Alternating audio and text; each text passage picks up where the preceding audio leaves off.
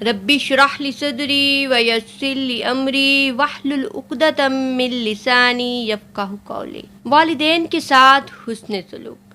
آج میں آپ سے قرآن پاک کی کچھ آیات شیئر کروں گی جس میں ہمیں بتایا گیا کہ ہمیں اپنے والدین کے ساتھ کیسا سلوک رکھنا چاہیے، کس طرح سے بات کرنی چاہیے، ہمارے رویے بات کرتے ہوئے کیسے ہونے چاہیے، ہمارے لہجے کیسے ہونے چاہیے۔ بہت سارے بچے تو بالکل نہیں جانتے کہ انہیں اپنے والدین سے کیسے بات کرنی ہے۔ اس کی بھی اصل وجہ دین سے دوری ہے۔ جب آپ اپنے بچوں پر توجہ ہی نہیں دیں گے، دنیا کی زندگی اور اس کی تعلیم کے پیچھے ہم نے اپنے بچوں کو دوڑایا ہوا ہے۔ اس تعلیم کے لیے ہم کچھ بھی کر سکتے ہیں۔ ہم اپنے بچوں کو مارتے ہیں، پیٹتے ہیں جب وہ اسکول یا ٹیوشن مت جائیں، لیکن جب قرآن سیکھنے کی بات آتی ہے تو تب ہم اپنے بچوں پر بالکل غور و فکر نہیں کرتے، بلکہ اتنا بھی جاننے کی کوشش نہیں کرتے کہ ہمارے بچے جہاں پر پڑھ رہے ہیں کیا وہ ٹھیک پڑھا رہے ہیں، کیا ہمارے بچے تلفظ کے ساتھ قرآن پاک پڑھ رہے ہیں۔ نہیں، ہم اتنی بھی توجہ دینا پسند نہیں کرتے، لیکن دنیا کے لیے سب کچھ کرنے کو تیار ہے۔ تو اس کی بھی اصل وجہ دین سے دوری ہے۔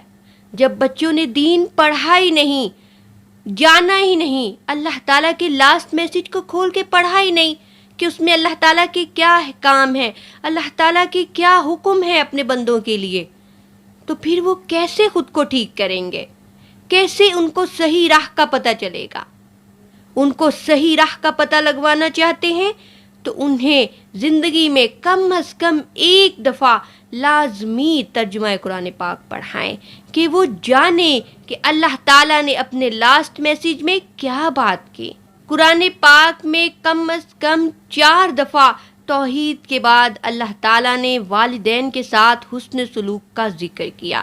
اس کے بعد اس کی ڈیٹیل سورہ بنی اسرائیل میں ہے، جس میں واضح بتایا گیا کہ ہمیں اپنے والدین کے ساتھ کس طرح رہنا چاہیے، کیسا سلوک ہونا چاہیے ہمارا۔ سورہ بنی اسرائیل آیت نمبر 23۔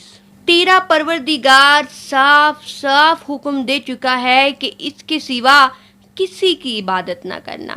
مطلب اللہ تعالیٰ نے اس بات کو واضح کر دیا کہ اس کے علاوہ ہم کسی کی عبادت نہیں کر سکتے، اور ساتھ ہی اللہ تعالیٰ نے کہا کہ ماں باپ کے ساتھ احسان کرنا، اور تیری موجودگی میں ان میں سے ایک یا دونوں بڑھاپے کو پہنچ جائیں تو ان کے آگے اف تک نہ کہنا، اور نہ ان کے ساتھ ڈانٹ ڈپٹ کرنا۔ اللہ اکبر! کتنی بڑی آیت ہے اور کتنی واضح کہ آپ والدین کے سامنے اف تک نہیں کر سکتے۔ اور اکثر بچے کیا کہتے ہیں، والدین بات کر رہے ہوتے ہیں تو کیا کہتے ہیں، آپ تو بالکل چپ کر جائیں، آپ کو تو کچھ بھی نہیں پتا، آپ خاموش رہیں اور خاموشی سے ہماری بات سنیں۔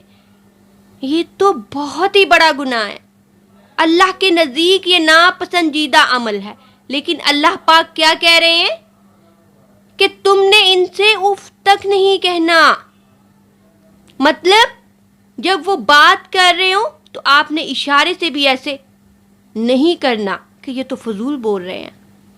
مطلب کہنا تو بڑی دور کی بات ہے، آپ فیس کے اشارے سے بھی ایسا نہیں کر سکتے۔ یہ بھی اللہ تعالیٰ کو ناپسند ہے اور یہ بھی کبیرہ گناہ ہے۔ اس کے بعد ڈانٹنا تو بہت ہی دور کی بات ہے، بہت ہی الگ ہے اس سے۔ تو اللہ پاک کہہ رہے ہیں کہ ان کے سامنے اف تک نہ کرنا، بلکہ ان میں سے کوئی بڑھاپے کو پہنچ جائے تو ان پہ احسان کرنا، ان کے ساتھ حسن سلوک کرنا، اچھے رویے کے ساتھ بات کرنا، اچھے لہجے کے ساتھ بات کرنا۔ آگے اللہ پاک فرما رہے ہیں کہ ان کے ساتھ ادب اور احترام سے بات کرنا، مطلب اکڑ کے نہیں۔ اکثر ہم دیکھتے ہیں کہ بچے ایسے اکڑ کے اپنے والدین کے سامنے بول رہے ہوتے ہیں، غصہ کر رہے ہوتے ہیں، لیکن اللہ پاک کیا کہہ رہے ہیں، ایسے کندھے جھکا کر، مطلب اتنا بھی نہیں جھکنا جیسے ہم رکوع میں جھکتے ہیں، نہیں، مطلب اپنے کندھے جھکا کر رکھنا۔ ان کے سامنے سخت لہجے سے بات نہیں کرنی، احترام سے بات کرنی ہے۔ اس کے بعد آیت نمبر 24 میں اللہ پاک فرماتے ہیں کہ عاجزی اور محبت کے ساتھ ان سے بات کرنا۔ اور یہ سب کچھ ہمیں کیوں کہا جا رہا ہے، اس کی وجہ بھی آگے بتائی گئی ہے کہ ان کے لیے دعا کرتے رہنا، کہ اے میرے پروردگار ان پر ویسا ہی رحم کرنا جس طرح بچپن میں انہوں نے میری پرورش کی۔ مطلب اصل وجہ بھی آ گئی، ماں اپنے بچے کو کیسے پیدا کرتی ہے، اتنی تکلیفیں، اتنی مشقتیں اٹھا کے۔ پیدا کرنے کی مشقت تو ایک الگ ہے، لیکن اس کے بعد اس کو پالنا، اس کی اچھی پرورش کرنا، یہ کتنی بڑی ذمہ داری ہے اور کتنا مشکل کام۔ اور ایک باپ اپنے بچے کے لیے کیا کچھ نہیں کرتا، کتنی محنت، کتنی مشقت کرتا ہے۔ تو اس وجہ سے اللہ پاک کہہ رہے ہیں کہ ان کے ساتھ حسن سلوک کرنا۔ اولاد کو حکم دیا جا رہا ہے کہ یہ دعا کرتے رہیں کہ اے ہمارے رب، جس طرح بچپن میں انہوں نے ہم پہ رحم کیا، تو بھی ان پر رحم فرما، اور جو کچھ تمہارے دلوں میں ہے تمہارا رب اسے بخوبی جانتا ہے، کہ اللہ تعالیٰ تو ہر چیز سے واقف ہے، ہر چیز کا اسے علم ہے، کوئی بھی چیز اس سے پوشیدہ نہیں، کوئی بھی چیز اس سے چھپی نہیں۔ اگر تم نیک ہو تو وہ رجوع کرنے والوں کو بخشنے والا ہے، مہربان ہے۔ مطلب اگر تم نیک ہو تو رجوع کرنے والوں کو بخشنے والا ہے۔ بہت سارے لوگ ایسے ہیں کہ جن کی عادت نہیں ہوتی ہے کہ وہ اپنے والدین سے سخت لہجے میں بات کریں یا غصے سے بات کریں، تو فوراً ہی انہیں افسوس ہو، پچھتاوا ہو کہ یا اللہ یہ میں نے کیسے بات کی اپنے والدین سے، مجھ سے غلطی ہو گئی ہے، تو وہ فوراً ہی رجوع کرتے ہیں، اپنے رب سے بھی توبہ کرتے ہیں اور اپنے والدین سے بھی معافی مانگتے ہیں۔ اور جو لوگ مسلسل اپنی جنہوں نے عادت بنائی ہوئی ہے کہ والدین سے غصے سے ہی بات کرنی ہے، بدتمیزی سے ہی بات کرنی ہے، تو ایسے لوگ کبھی بھی راہ راست نہیں آتے اور اللہ تعالیٰ بھی ان کو معاف نہیں کرتا۔ ایسے لوگوں کو بھی چاہیے کہ وہ اپنے رب کے حضور سب سے پہلے توبہ کریں اور اس کے بعد اپنے والدین سے معافی مانگیں۔ اس کے بعد مسلم میں حدیث ہے کہ آپ صلی اللہ علیہ وسلم نے فرمایا، برباد ہو جائے وہ شخص جس نے والدین کو بڑھاپے میں پایا یا ان میں سے ایک کو بڑھاپے میں پایا اور ان کی خدمت کر کر جنت نہ کما سکا۔ کہ ایسے شخص کے لیے بربادی ہے کہ اس نے اپنے والدین کو بڑھاپے میں پایا لیکن وہ جنت نہیں کما سکا ان کی خدمت کر کے۔ اس کے پاس تو ایک موقع تھا اپنے رب کو راضی کرنے کا۔ اس کے بعد المستدرک للحاکم میں اس کی ڈیٹیل ہے۔ آپ صلی اللہ علیہ وسلم 3 سیڑھیاں چڑھے اور حضرت جبرائیل علیہ السلام نے فرمایا کہ آپ میری دعا پر آمین کہیں۔ آپ صلی اللہ علیہ وسلم 3 سیڑھیاں چڑھے اور آمین کہا۔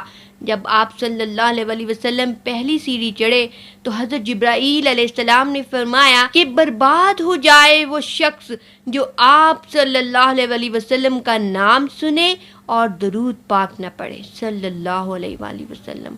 اس کے بعد جب آپ صلی اللہ علیہ وسلم دوسری سیڑھی چڑھے تو انہوں نے فرمایا کہ برباد ہو جائے وہ شخص جس نے ماں باپ کو بڑھاپے میں پایا اور ان کی خدمت کر کر جنت کو نہ حاصل کر سکا۔ اللہ اکبر! کہ اس کے پاس ایک اتنا سنہری موقع تھا کہ وہ جنت کو حاصل کر لے، اپنے رب کو راضی کر لے۔ اس کے بعد آپ صلی اللہ علیہ وسلم جب تیسری سیڑھی چڑھے تو حضرت جبرائیل علیہ السلام نے فرمایا کہ برباد ہو جائے وہ شخص جس نے رمضان کا مہینہ پایا اور اپنی بخشش نہ کروا سکا۔ تو آپ صلی اللہ علیہ وسلم نے تینوں مرتبہ آمین کہا۔ کتنی بڑی حدیث اور کتنی واضح حدیث! یہ ہمارے پاس بہت ہی اچھے موقع ہوتے ہیں کہ ہم اپنے رب کی رضا کو حاصل کریں۔ بہت ہی زیادہ واضح آیتیں ہیں، بہت ہی زیادہ واضح حدیث ہے۔ اللہ پاک ہمیں اتنی طاقت دے، اتنی سخت دے کہ ہم اپنے والدین کے ساتھ حسن سلوک کریں اور ان کی خدمت کر کر اس جنت کو حاصل کر سکیں اور اپنے رب کی رضا کو حاصل کر سکیں۔ اللہ پاک ہمیں دنیا اور آخرت دونوں میں کامیابیاں نصیب فرمائے اور ہمیں جہنم کے عذاب سے محفوظ رکھے۔ آمین۔